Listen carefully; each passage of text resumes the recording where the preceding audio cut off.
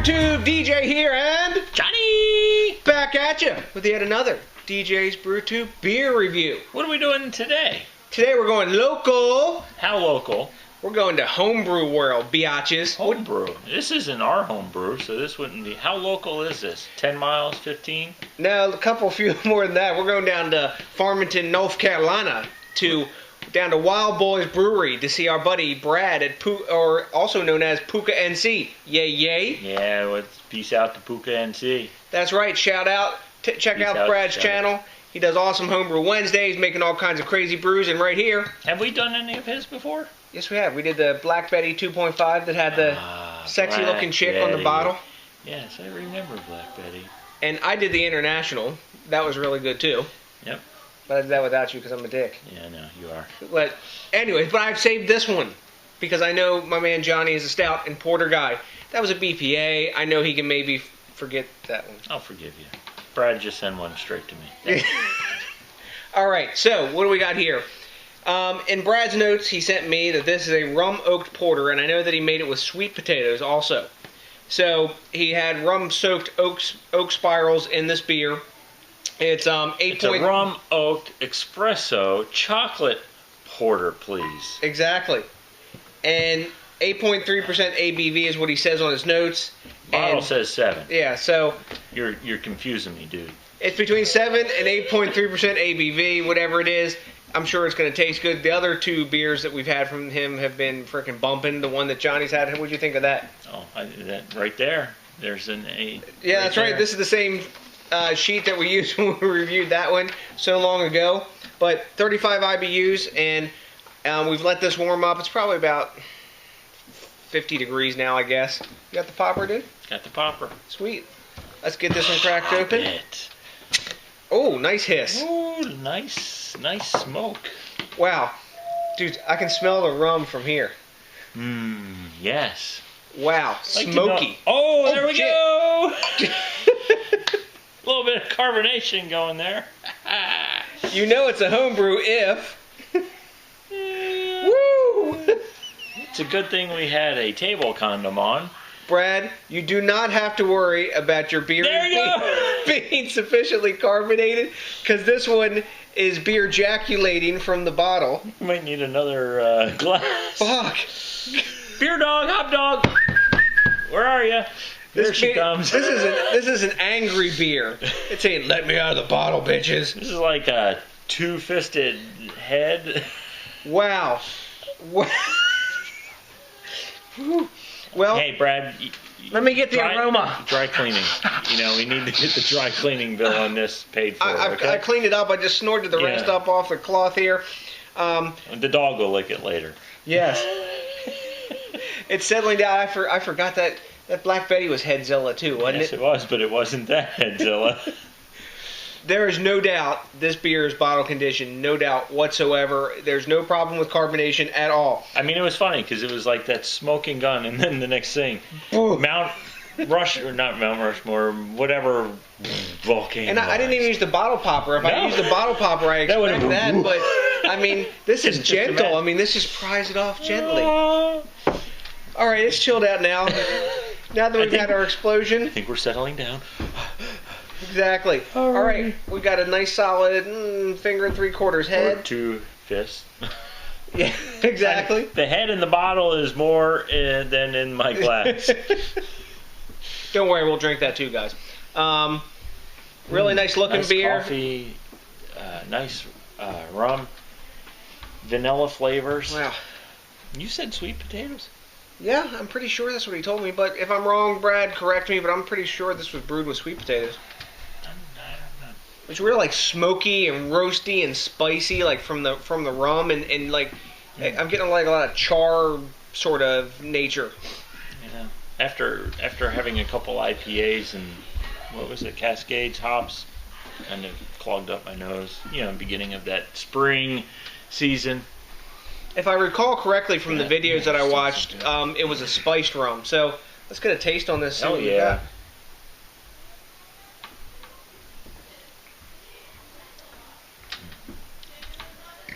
Excuse me. I got a lot of alcohol. rum. I mean, that the heat of the rum in my mouth, big time. What else? Appearance-wise, well, it's warming down going down to my belly. I mean, it just lit fire to my mouth. You know, the first time they told us when you take tequila, drink it, let that burn go down, then take your sip to get all the flavors. And that first one was just like that alcohol burn in my mouth and warmingness going down my throat. So let's see what the second taste. Because we didn't mention the appearance on this, it's sort of like a really dark ruddy brown color, kind of like real strong, super strong sweet tea. Tons of alcohol legs. It's real rum forward when you drink it, Very much. And super smoky. How long have we had this? It says here it was bottled on 3/4/12. So it's a year, over a year. It's a year old. It's got plenty. As you can see, there's no problem with this beer being alive by the way it erupted from the bottle. I mean, this is a good brew. I like this. This is what I like about porters and things like this. That you know, bourbon, rum, tequila, whatever you want to call it. I love those, and this has that quality to it along with that beer. I'm trying to put my words together. I mean, it's so rum forward, but there's another taste. I know I got some vanilla in there. There's something else. I just... What I'm getting from this, I'm getting spice rum flavor. I'm getting sort of a smokiness from the malt, like roast char. I get a little bit of sweetness in there, sort of a malty sort of sweetness. I get some chocolate flavor. And you got a lot of coming back up. Yes, too. I'm tasting it twice. And I even get like... I got this. I got that. I even get a little bit of coffee out of this one, too. Well, it's good. Espresso. I get the hint of the coffee. I don't know how... Damn.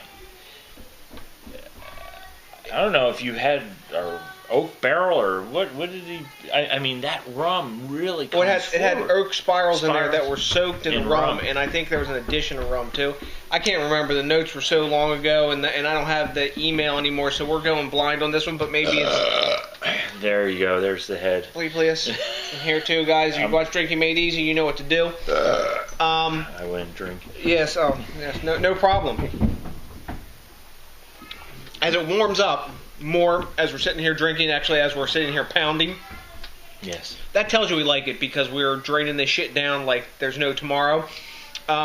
If you don't like rum, and you don't like a coffee sort of char, this beer won't be for you. What he's done in this, in my opinion, Johnny can correct me if I'm wrong, the rum and the oak spirals and stuff and the coffee have sort of convened to make a barrel aged tasting, sort of. Very much so. Because of the smoke taste and the char taste that's in there from the roast of the coffee and whatever else that he put into the brew. What I like about this is, in the back end, you know, after you get through all that rum and all those other flavors, the hops are coming through. Yep. And it's not a bittering hops. Are you feeling my leg? Oh, that's the dog. The dog smells the beer on the tablecloth. Yeah, well, PETA is not going to prevent us from letting you taste test on air. Yes. But, you know, in the ASPCA and the local health department. Yes. But that's the nice thing. This hops, it's not way over hoppy. You know, you didn't give us 35 IBUs. Very good hop aftertaste, tone, whatever you want to call it. It's not a thin mouthfeel, but it's got enough to stick to the sides, give a little bit of coating. I really like this. The only thing I think is missing, I would like a little more velvety mouthfeel, like if you had some oat in there to give it a little more body, and the carbonation is like little higher than it's real effervescent, and I think for this style, if it was just toned back like one notch, it'd be spot on. But herein lies the cool thing about homebrew. You can change your recipe. Exactly. You get feedback and you because of a beer make geek and a drunk. You can change your recipe. That's right. That sit down in a dungeon-like basement with a grappling dummy watching them drink. And some empty malt liquor bottles. Exactly. But hey, you know, I disagree about the oats. I like this. I think, you know, in trying to achieve a barrel aged beer, I think with the oak chips or oak spirals did a good enough job to give it. It's not thin like the home brew that I made. It's in the bottling stages right now. But you know, it's not watery, and it's not a Bourbon County stout. But we're not expecting this. I mean, you're using oak spirals soaked in rum. I think it's very good. You know, the thing maybe is it's just a little bit on the. When you look at the rum part of this, it's high on that alcohol burn, and you know when you first taste it. Yeah, once you get freaking drunk, I didn't even get that. Once I get past, but after that, it's smooth, and the coffee is the only thing. And the chocolate that's not coming through to me. Maybe it's because it's been in here for a year, bottle conditioned. But you know, it's a good beer the way I like it. The coolest thing is that it's so much like a barrel aged beer. When you smell it, if you didn't know what this is and you smell it, you would swear it's a barrel aged. And this has more barrel character in the nose than some of the commercially produced beers that we know for sure were aged in a barrel. So I mean, this is a top notch, and we've had a lot. We had a cask. We've had that cask condition shit we had the other weekend, man. That was like I wouldn't scrub my toilet with that mess. But anyways, should we not to digress? Yes. So, guess what? Guess what Rate Beer gave it? They didn't. No. Did they not get it? You know what we need to do? Put this on Rate Beer and Beer Advocate. Yeah, there you go. They need a new homebrew section. But what do you think? What are you going to give it, Johnny? Well, if I were a Rate Beer fool, I'd give this probably 98. In a Beer Advocate, let's see. They give it 89. Yeah, 89. I'd probably, somewhere between 85 and 89. I'm going to give it a B+. I think it's probably in the 88, 89. I do like it. I would definitely want you to send me one, and and make it again. And it's just it's a good beer, and I'm sorry, but I'm going to drink more. I'm going to go A- myself. I think it's right there. The labeling spot on. There's even a date on the label. That's... No, I'm sorry. The labeling is scotch taped on. Well, yeah, that's right. That's a home brew. It's there. Hey, my freaking cider don't have any labels at all on it, so shit. We're going to get some crayons. Yeah, exactly. I got me a Sharpie on the freaking cap, so this is the Jetsons compared to my shit. A brown Sharpie and a brown bottle. That's right, and we got a brown stain on the cloth now. Yes. But... I'm going to go A-. I'm going to go 90. For me, the only fall off was the mouthfeel a little bit. Johnny disagrees, but that's what is cool about craft beer. People can have different opinions because these beers affect when each other people. Damn, you drank the rest of that. I can drink yours. Back off. He will drink your beer.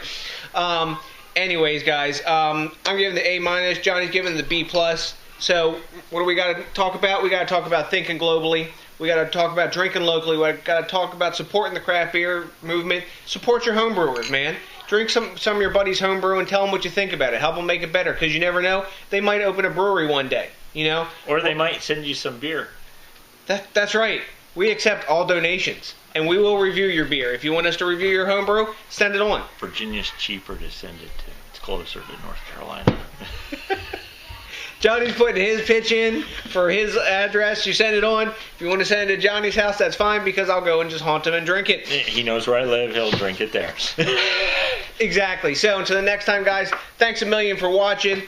Brad, thanks again for sending Thanks a awesome lot, home brew. Really great stuff. Keep doing what you're doing, man. Yes, the old switcheroo. Till the next time, thanks a million for watching, guys. We really appreciate you. Until then, that's a big Happy St. Patty's Day. And peace out.